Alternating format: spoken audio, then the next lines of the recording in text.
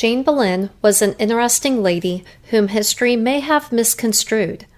Jane served in 5 out of 6 households of King Henry VIII's wives.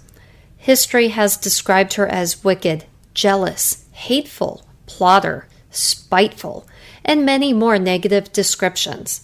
If you read books such as The Other Boleyn Girl or watch shows such as The Tudors, this is how she is depicted. But was she really this awful bad person?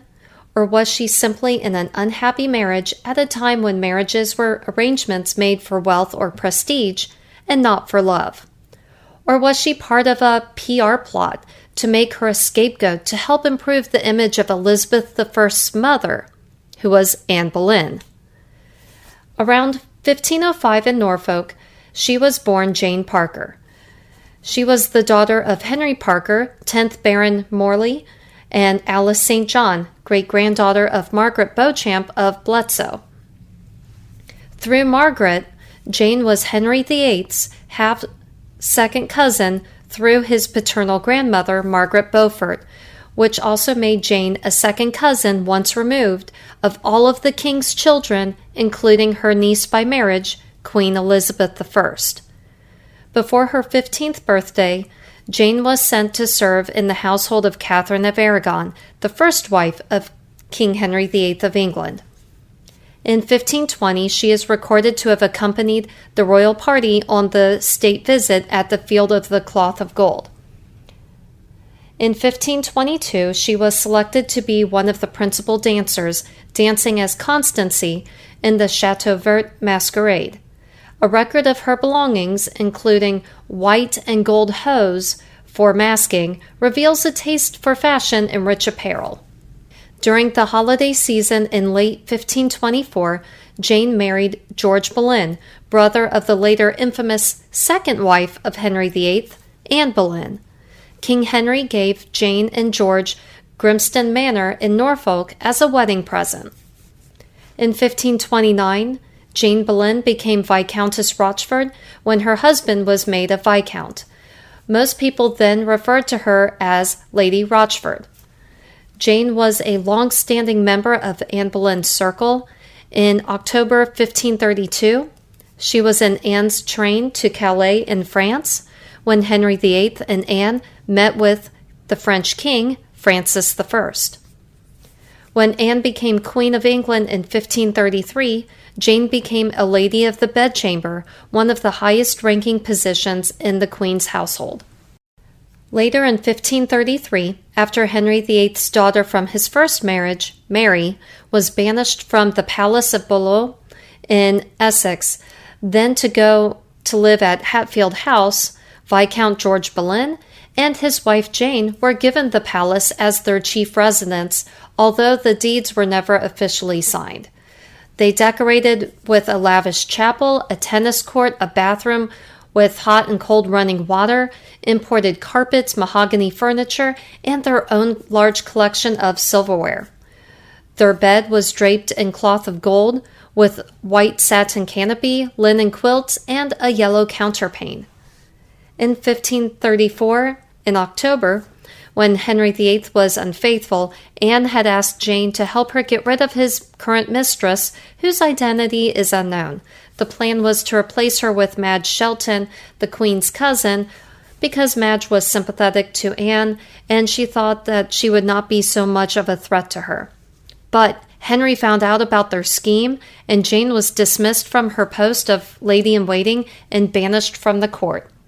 It is not known exactly when or if she returned. In October 1535, while Henry and Anne were away on a tour of the kingdom, Henry's daughter, Mary, was seen in public. To show their support, a vast crowd of women, unknown to their husbands, came before her weeping and crying that she was their true princess. To call her such was treason, and the ringleaders were arrested and imprisoned in the Tower. One possibly was Lady Rochford, but she does not appear to have been confined there for long, if she was there at all. This claim was first made by Anne's 19th century biographer Paul Friedman on the basis of a note in the margins of the ambassador's account that mentions Milord de Rochesfort, a Milord de Guillaume. Sorry if I mispronounced that. Those are French for my Lord Rochford and my Lord William. However, the margins clearly name men, not women, so perhaps indicating that George Boleyn and William Howard were tasked to imprison the ringleaders, and not their wives took part in this demonstration, which this makes complete sense since William's wife, Catherine, died on April 23, 1535. This incident happened in October of 1535, and William did not remarry until June 1536. In May 1536, George Boleyn, Jane's husband, was arrested and imprisoned in the Tower of London on charges of adultery with his sister, Queen Anne. According to Jane's biographer, Julia Fox, from her 2007 book, Jane Rochford found herself dragged into a maelstrom of intrigue, innuendo, and speculation. For when the king's chief minister Cromwell sent for Jane, he already had much of what he needed, not only to bring down Anne and her circle, but to make possible the king's marriage to Jane Seymour. Faced with such relentless, incessant questions, which she had no choice but to answer, Jane would have searched her memory for every tiny incident that occurred to her. Jane had not been quick to tell tales, but she had buckled under the pressure of relentless questioning, and it was her weakness under interrogation that gave her future detractors, happy to find a scapegoat to exonerate the king from his heinous charge of callously killing his innocent wife, the ammunition to maintain that it was her evidence that had fooled Henry and destroyed Anne and George. Jane was the only one to send George a comforting letter during his imprisonment in the Tower, inquiring after how he did and pledging to humbly make suit unto the King's Highness on his behalf. George replied that he wished to give her thanks. George was then beheaded on Tower Hill on May 17, 1536. The hostile accounts of Jane must be viewed through the lens of Elizabeth I, who is keen on rehabilitating her mother Anne Boleyn by casting blame elsewhere. When it comes to the Boleyns, there has only been room in history for one heroine, Anne herself. The immediate aftermath of the fall of the Boleyns was difficult for Jane, both socially and financially. The lands which the Boleyns had built up during Anne Boleyn's reign and over the previous 4 generations, including the titles of the Earl of Wiltshire and the Earl of Ormond, were to pass through the male line only, and thus were lost to the family with George's death. Jane was permitted to continue to use the courtesy title of Viscountess Rochford. However, without a son, she could not benefit from what remained of the Boleyn family fortune. For months afterward, Jane was absent from court while she negotiated her financial position with her father-in-law, Sir Thomas Boleyn, and with Thomas Cromwell, who was the chief minister to Henry VIII at this time. The Boleyns eventually allocated her an annual pension of £100 after pressure from both Cromwell and Henry VIII, which was the same amount that they were paying their own daughter, Mary Boleyn, when she was widowed 8 years prior. It was much less than her previous income, but it was enough to keep Jane as a noblewoman, which was essential for her return to court. Within a year of her husband's death, Jane was back at court serving as a lady-in-waiting to Henry VIII's third wife, Jane Seymour. A letter she wrote to Cromwell soon after her husband's execution has led to the assumption that he safeguarded her position in reward for the information that brought down her sister-in-law. As a lady of the bedchamber, Jane was present when Jane Seymour gave birth to the future Edward VI at Hampton Court in October of 1537. Shortly thereafter, Jane Seymour died from complications related to the childbirth. Jane played a prominent role at the Queen's funeral the following month. In 1540, Henry VIII married his fourth wife, Anne of Cleves. However, he soon wanted to be rid of this marriage. In July 1540, Lady Rochford testified that the Queen had confided in her that the marriage had never been consummated. This allowed the king to annul the marriage and then marry his fifth wife, Catherine Howard, who was George Boleyn's first cousin through his mother, whose brother was Catherine Howard's father. Jane kept her post as a lady-in-waiting, which was now to Henry VIII's fifth wife, Catherine Howard, as well as becoming her confidant. In November of 1541, Catherine Howard's past indiscretions came to light and became her downfall. Unfortunately, this affected Jane too. At first, she protested her ignorance, but soon admitted the part that she had played in it. Maybe she had been led to believe that the king would be forgiving if she confessed to playing a part in it. Considering how many years she had lived at court and had seen what all she had seen, it seems out of character for her to encourage or allow an affair to happen with the queen. Jane could have just been following orders, as ladies-in-waiting were expected to do. Jane was imprisoned in the Tower and interrogated. A letter from the Queen to Thomas Culpeper was found. "Come to me when Lady Rochford be here," she had written. Jane was now seen as the chief cause of the Queen's folly. By early 1542, she appeared to have had a nervous breakdown and was declared insane. It's not hard to believe this when one considers what her own husband and sister-in-law had gone through less than 6 years prior to this. Her fits of frenzy meant that legally she could not stand trial for her role in facilitating the Queen's alleged adultery.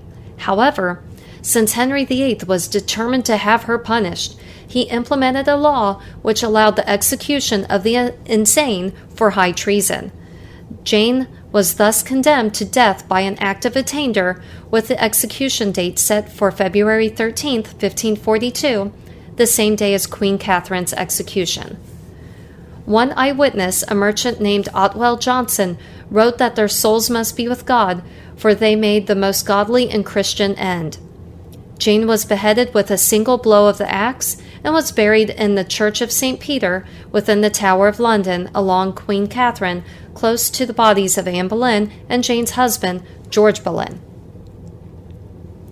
Later, a marginal note in the 1576 edition of John Fox's Acts and Monuments, which chronicles the Protestant martyrs burned at the stake during Mary I's reign, states, "It is reported of some that this Lady Rochford forged a false letter against her husband and Queen Anne, her sister, by which they were both cast away, which, if it be so, the judgment of God is here to be marked."